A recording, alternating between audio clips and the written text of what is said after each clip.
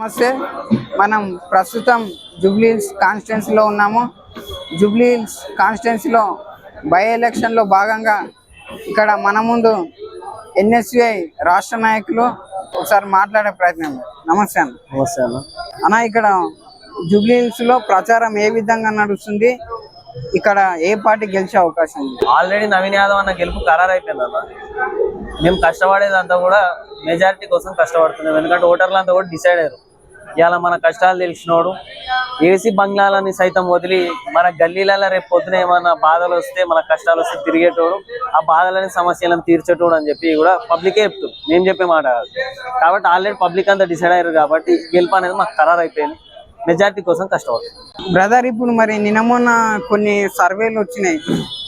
Congress party జూబ్లీహిల్స్లో గెలిచే అవకాశం లేదని కొద్ది ఆరోపణలు వస్తున్నాయి. దాని పట్ల మీరేమంటారు? సర్వేలు అనేవి వందల సర్వేలు చేస్తారు అన్న. ప్రతి సర్వే కన్ఫామ్ అవుతుంది అనేది కాదు. ఇంకోటి ఇలా సర్వే చేసేటోళ్ళు కూడా బీఆర్ఎస్కో బీజేపీకో అమ్ముడు పోయి సర్వేలు చేస్తారు. ఇవాళ మేము గ్రౌండ్ లెవెల్లో ప్రజలలో తిరుగుతున్నాం కాబట్టి ఇవాళ ప్రజలంతా ఒకటే అంటారు అన్న. ఇవాళ నవీన్ యాదవ్ మా అన్న, నవీన్ యాదవ్ మా ఇంట్లో పెద్ద కొడుకు, మేము నవీన్ అన్నని గెలిపిస్తామని చెప్తారు. కాబట్టి సర్వేలు ప్రజల దాని ముందు పనిచేయదని నేను అనుకుంటున్నాను. ఇప్పుడు జూబ్లీహిల్స్ కాన్స్టిట్యున్సీలో మైనారిటీ ఓట్లు పడడానికి అసదుద్దీన్ గారికి మంత్రి పదవి ఇచ్చారు. ముస్లింలు ఓట్ల కోసమే మంత్రి పదవి కేటాయించడం జరిగిందని కొద్ది ఆరోపణలు. దాని పట్ల మీరేమన్నారు? ఇవాళ మంత్రి పదవి అనేది ముస్లిం ఓట్లు దండుకోనికో అది దానికోసం కాదు. ఇవాళ మంత్రి పదవి అనేది ఆయన ఎప్పటి నుంచో పార్టీకి పనిచేస్తుండు. మళ్ళా క్రికెట్ ప్లేయరు, ఉత్సాహవంతుడు అని చెప్పి రేవంత్ అన్న గుర్తించి అట్లాంటి నాయకుడు మంత్రివర్గంలో ఉండాలని చెప్పి వారికి మంత్రి పదవి ఇవ్వడం జరిగింది. అంతే తప్ప మైనారిటీ ఓట్లు దండుకోవడానికో లేకపోతే ఇంకోటో కాదు. గతంలో ఇక్కడ జూబ్లీహిల్స్ నియోజకవర్గంలో బీఆర్ఎస్ పార్టీ అభివృద్ధి చేసిందా, చేయలేదు అన్న? అభివృద్ధి అనేది మీకు గల్లీలకు పోతే అలా కనిపిస్తుంది అన్న. ఎక్కడ డ్రైనేజ్లు అక్కడనే ఉన్నాయి, ఎక్కడ గుంతలు అక్కడనే ఉన్నాయి. ఇవాళ కరెంటు వైర్ల సమస్యలు ఉన్నాయి గల్లీలలో. వర్షం పడితే నీళ్లు ఇంట్లోకి వచ్చి ఇల్లులు మునిగే పరిస్థితి జూబ్లీహిల్స్ ఉంది. ఇవాళ బీఆర్ఎస్ ఏదో అభివృద్ధి చేసినాం, అది చేసేసాం, ఇది చేసాం. 9 సంవత్సరాల నుంచే ఏం చేయలేదు బీఆర్ఎస్. జూబ్లీహిల్స్కి ఇచ్చింది ఏం లేదు.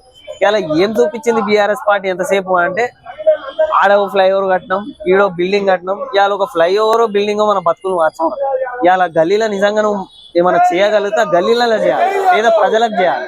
ఇప్పుడు బీఆర్ఎస్ వైపు మాగంటి సునీత గారి వైపు ఏమన్నా సింపతితోని ఓట్లు పడే అవకాశం ఉందా అన్న? మాగంటి గోపీనాథ్ గారు చనిపోయారు, దానికి అందరికి సానుభూతి తెలుపుతాం. కానీ ఇవాళ ప్రజలందరూ కూడా ఒకటే చెప్తున్నారు. ఇవాళ సింపతి అనో లేకపోతే మాగంటి సునీత గారు వచ్చి ఓట్లు అడుగుతున్నారు అనే ఆలోచించే ముందు మనకి ఏమొస్తుంది? ఎందుకంటే ఇవాళ ఓటు అనేది మన వజ్రాయుధం. ఇవాళ ఒక సింపతి పైన లేకపోతే నోటు కోసమో లేకపోతే ఇంకో దానికోసమో మనం ఓటు వేసుకుంటే ఇంకో తరం కూడా మన లెక్కన ఈ గల్లీలలో బతుకుతాయి. కాబట్టి ఇంకో తరం బాగుపడాలన్నా, ఇప్పుడు మన గల్లీలు బాగుపడాలన్నా నవీన్ అన్న లాంటి యువ నాయకుని గెలిపిస్తే ఆయన కష్టాలు తెలుసు, పబ్లిక్ ఏం సమస్యలు ఉన్నాయో తెలుసు. 24 గంటలు పబ్లిక్ కోసం పనిచేసే వ్యక్తి, పబ్లిక్లో ఉండే వ్యక్తి. కాబట్టి అట్లాంటి ఆయనకి అవకాశం ఇస్తే అసెంబ్లీలో రేపు పొద్దున మన తరపున గలం వినిపించి మన బాధలను తీర్చే బాధ్యత నవీన్ అన్న తీసుకుంటాడు. మీరు జూబ్లీహిల్స్ నియోజకవర్గ ప్రజలకు ఏం చెప్పాలనుకుంటారు? నియోజకవర్గ ప్రజలకు చెప్పాల్సింది ఏం లేదన్న. ఆల్రెడీ ప్రజలందరూ కూడా డిసైడ్ అయిపోయారు నవీన్ యాదవ్ అన్న గారు కోటేయాలని. కాకపోతే ఇంకొంచెం మెజారిటీతో గెలిపించుకొని యువకుడు, ఉత్సాహవంతుడు, రేపు పొద్దున మనకి ఏ బాధ వచ్చినా, ఏ ఆపద వచ్చినా, ఏ సాపద వచ్చినా పేదోళ్ళ పక్షాన నిలబడి కొట్లాడేటోడు, మన తరపున గలం ఎత్తేటోడు నవీన్ అన్న. కాబట్టి నవీన్ అన్నని అధిక మెజారిటీతోని గెలిపించి అసెంబ్లీకి పంపిస్తే మన సమస్యలు అన్ని కూడా తీరుతాయని కూడా జూబ్లీహిల్స్ ప్రజలకు చెప్తారు. ఇదండి ఇక్కడ బ్రదరు చెప్తున్నటువంటి విషయం. ఖచ్చితంగా జూబ్లీహిల్స్ నియోజకవర్గంలో నవీన్ అన్న జెండా ఎగురుతుందని అన్న చెప్పడం జరిగింది. చూస్తూనే ఉండండి ఫైర్ మీడియా.